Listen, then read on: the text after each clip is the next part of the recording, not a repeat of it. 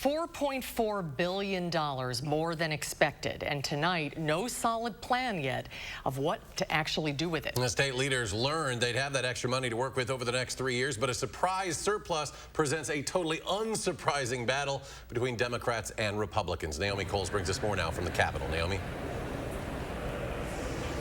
It took just minutes after the news broke this morning for social media and our inbox to fill up with statements from politicians fighting to both control and take credit for it.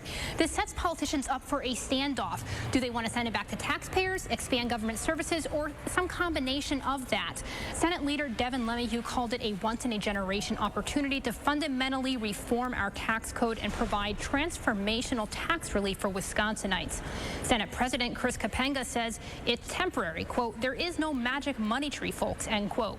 Democrats wanted back a variety of options, tax cuts, but also education, infrastructure, and broadband. I think Democrats are open to a tax cut. I think we have the resources, but let's maximize the resources that we have. There's no reason not to do all of these things and still keep a steady reserve to prepare for future times. The governor responded by immediately lifting budget cuts for this fiscal year for state agencies and calling on Twitter for investments in students, small business, broadband, and other priorities. Now, there was supposed to be a budget meeting earlier today at 1 o'clock. It's been delayed multiple times, and last I checked, which was just a minute ago, it still hasn't started. Republicans haven't responded to any of my requests for interviews, telling me multiple times today they'll be available later.